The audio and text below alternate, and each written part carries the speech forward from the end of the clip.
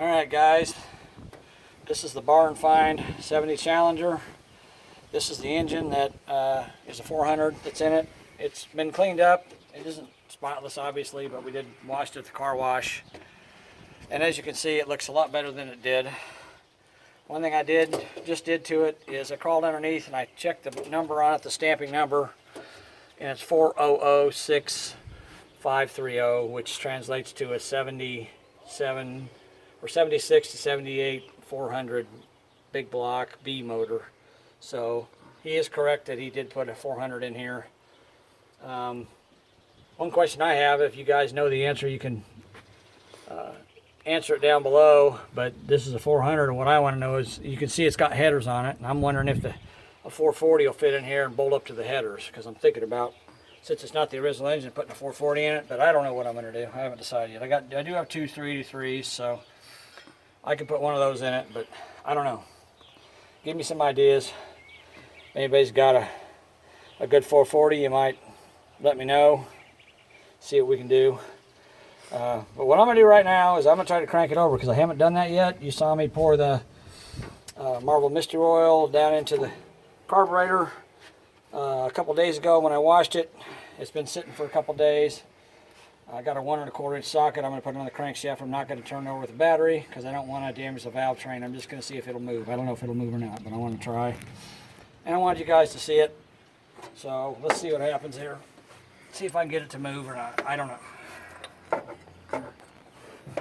I need a little extension on my socket. Hold on.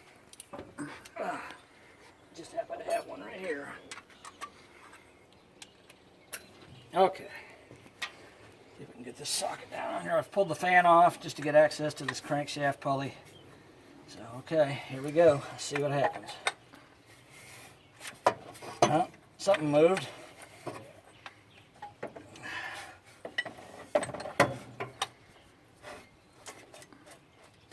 Look at that.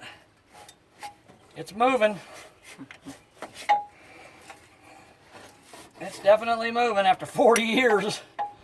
I can't believe this thing isn't frozen up so tight that it won't budge. But as you can see, it's turning over. I think what I probably want to do next is pull the valve covers off and lubricate the valve train through the valve covers just to make sure I don't. She stopped now. Oh dear. Of course, I poured a whole bunch of Marvel Mystery Oil down the intake, down the carburetor the other day. I'm gonna go back the other direction now. And I'm thinking that maybe one of the cylinders is probably hydraulic in, because I poured a whole quart of oil down that carburetor. And if I had a valve that was open and it filled up a cylinder with oil that was on a compression stroke, it's going to cause it to hydraulic. So I may have to pull the spark plugs out of it to get it to turn over completely. But it's actually moving. As you can see, I'm not really putting a lot of effort into it.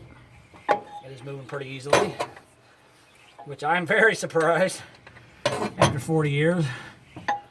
I thought it would be, at the very least, very difficult to move, but it's actually, I got a little extension here I thought I might need. I'm not even using that.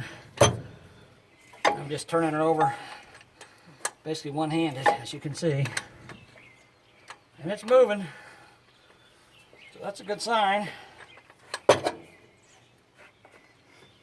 Here it stopped again. So it's probably hydraulic, which that means that both the valves are closed on one cylinder. And it's got enough fluid in there that it won't allow the piston to go all the way to top dead center. Because, as everybody knows, or should know, fluid does not compress the way air does. So when the fluid is more than the capacity of the cylinder with the piston at top dead center, it stops the piston dead. So, my next step is to pull all the spark plugs out. I'm probably going to go ahead and pull the valve covers off, lubricate all the valve springs and valve guides and everything I can get to in there, and then crank it over by hand, see what it does, and if it turns over, then at that point I'll put a battery in it, and then we'll see what it does. I know it's had mice in it for 40 years, so they may have chewed up the wires and it may not even crank on me, I don't know. But it's in surprisingly good shape for what it is, but we'll see what happens. So that's all for now, guys. Thanks for watching. Subscribe if you would, please. Tell your friends, have them subscribe too. I think this is kind of a cool deal. It is a barn find. I need to put that on there, by the way. It's a barn find. But yeah. And I will put the video on it coming out of the barn here pretty quick. I just haven't got a chance to do it yet, but I will. So just so you know. Thanks again. Talk to you guys later.